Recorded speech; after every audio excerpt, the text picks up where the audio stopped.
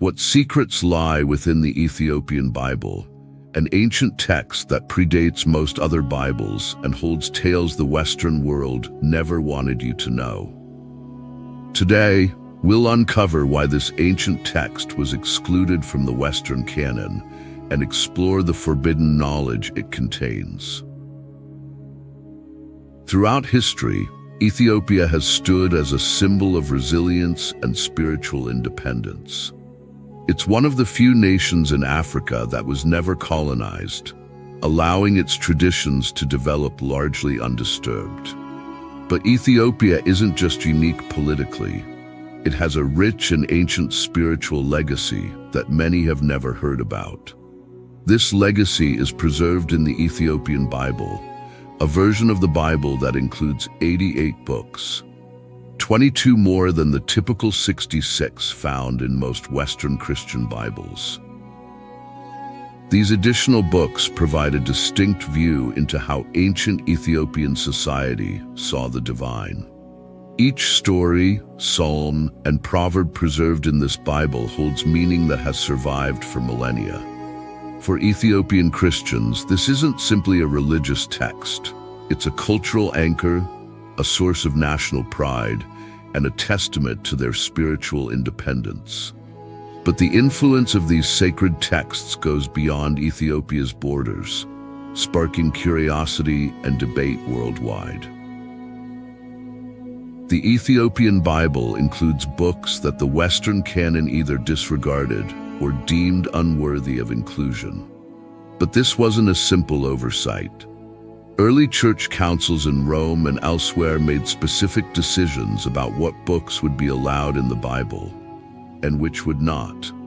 Therefore, many texts with themes that didn't align with Western doctrines were left out, hidden from mainstream Christian teaching. The decisions made by early church councils were based not only on theology, but also on concerns about maintaining unity and control. Certain texts, especially those involving angels, celestial visions, or alternative creation accounts, could lead followers to interpretations that threaten the authority of the church hierarchy. Ethiopia, however, embraced these complexities, valuing spiritual diversity within their scriptural tradition. As a result, while the Western Church aimed for standardization, Ethiopia allowed for a canon filled with rich, layered narratives and mystical insights.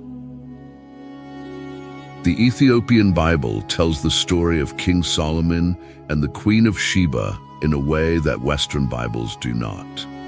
According to Ethiopian tradition, the Queen of Sheba visited King Solomon and bore him a son, Menelik I, who would become the first emperor of Ethiopia. This isn't just a legend, it's a foundation for Ethiopian identity and royal lineage. But beyond the historical narrative, this connection represents a spiritual bond between Ethiopia and biblical Israel, one that Ethiopians believe gives their faith a unique authority. One of the most remarkable aspects of this story is the legend of the Ark of the Covenant. According to Ethiopian tradition, when Menelik visited King Solomon in Jerusalem, he left with more than his father's blessing. He brought with him the Ark of the Covenant, the sacred chest containing the tablets of the Ten Commandments. Ethiopian Christians believe that this ark was taken to Ethiopia, where it has been protected ever since. It is said to reside in the Church of Our Lady Mary of Zion in Aksum, guarded by a single monk who dedicates his life to its protection. No one else may see the ark, and only this guardian monk has access to it. This legendary journey of the Ark deepens the bond between Ethiopia and ancient Israel. For Ethiopian Christians, Menelik is not only a link to King Solomon, but also the custodian of one of the holiest artifacts in biblical history. This belief strengthens Ethiopia's sense of spiritual purpose and elevates its Christian identity to one directly connected to divine history. The story of Menelik and the Ark of the Covenant imbues Ethiopian spirituality with a cosmic mission, suggesting that Ethiopia itself has been divinely chosen to guard this ancient legacy. The Ethiopian Bible doesn't shy away from mystical knowledge. Among its pages are books like the Book of Jubilees and the Shepherd of Hermas, which contain visions, prophecies, and teachings exploring humanity's relationship with the divine. These texts delve into themes that the Western canon often avoids, addressing the deeper mysteries of existence and humanity's place in the cosmos. But perhaps the most extraordinary and controversial text within the Ethiopian Bible is the Book of Enoch, a work rich in celestial secrets and supernatural tales that fascinated early believers yet troubled Western church authorities.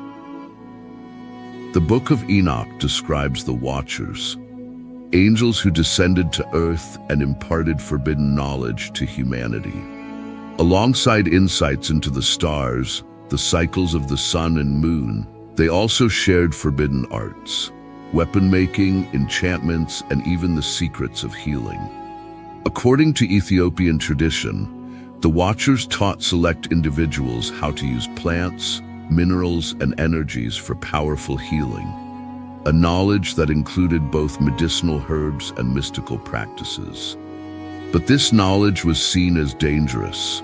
Used irresponsibly, it could manipulate or harm others. One of the most shocking aspects of this story involves the creation of the Nephilim, giant beings born from the union of the Watchers and human women. According to Enoch, the Nephilim became violent, their hunger insatiable, leading them to consume animals and, disturbingly, to turn against humanity itself. This chaos led to a breakdown in society, which compelled the heavens to intervene with a cataclysm, the Great Flood.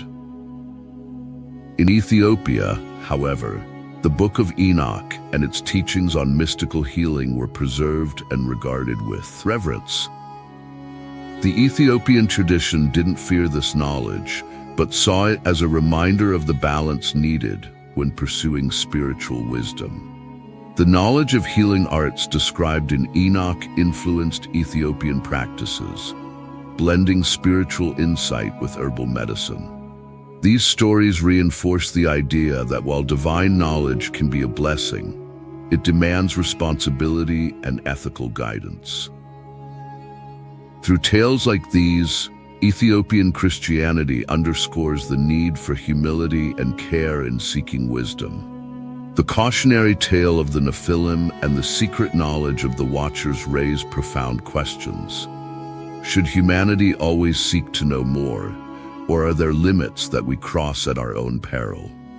For Ethiopian Christians, the Book of Enoch serves as a guidepost, showing that while knowledge may heal, it can also harm if wielded without integrity. Religion has always been a powerful tool, and throughout history, those who controlled the religious texts often held immense influence. The Roman Empire, for example, understood this well. But while the Roman Church consolidated power by unifying the Christian scriptures, Ethiopian Christianity grew apart, holding on to texts that others deemed dangerous. Therefore, while non-canonical texts were destroyed or lost in the West, Ethiopia's monks and priests continued to safeguard their unique spiritual heritage.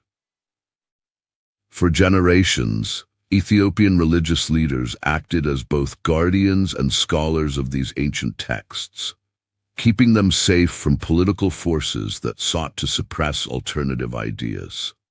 In times of religious conflict, Ethiopian monks risked their lives to protect sacred manuscripts, viewing these texts as a divine trust.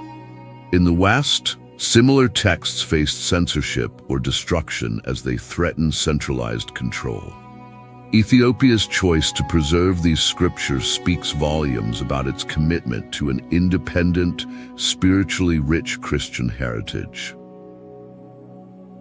In Ethiopia, These sacred texts became more than just religious teachings. They became a way of life. The Ethiopian Bible didn't just tell stories. It shaped a society, inspiring people to see their history as intertwined with divine purpose. But this wasn't only a spiritual journey, it was also a cultural one. Therefore, the Ethiopian Bible remains a testament to Ethiopia's unique Christian identity, connecting its people not just to faith, but to a shared cultural legacy that spans centuries. The Ethiopian Orthodox Church remains one of the oldest Christian institutions, and its scriptures serve as living artifacts of a unique spiritual journey. These texts form the foundation of cultural traditions, festivals, and communal values, which are woven into Ethiopian society. The Bible's stories are told not just in sermons, but in music, dance, and art, symbolizing a faith that is both deeply religious and inherently Ethiopian. This holistic connection between faith and culture has preserved Ethiopian Christianity's unique voice, echoing through centuries as a distinct beacon of spiritual wisdom. The Ethiopian Bible is more than an ancient text. It's a hidden door to forgotten wisdom and spiritual mysteries. But why have so few heard of it, and why has it remained outside mainstream awareness? Could it be that these texts contain ideas that challenge established beliefs? Or is it simply a relic of a unique culture, waiting to be rediscovered? As you reflect on these questions, ask yourself, what knowledge might still be hidden from us? And what could these ancient texts reveal about the true nature of faith? Imagine what else might lie in wait within the texts that were lost to history or hidden away. Share your thoughts, because the story of the Ethiopian Bible is far from over, and maybe it's only just beginning. Thank you for joining us on this fascinating journey. If you found this video enlightening, please like, share, and subscribe to our channel for more insights into biblical stories and their hidden meanings.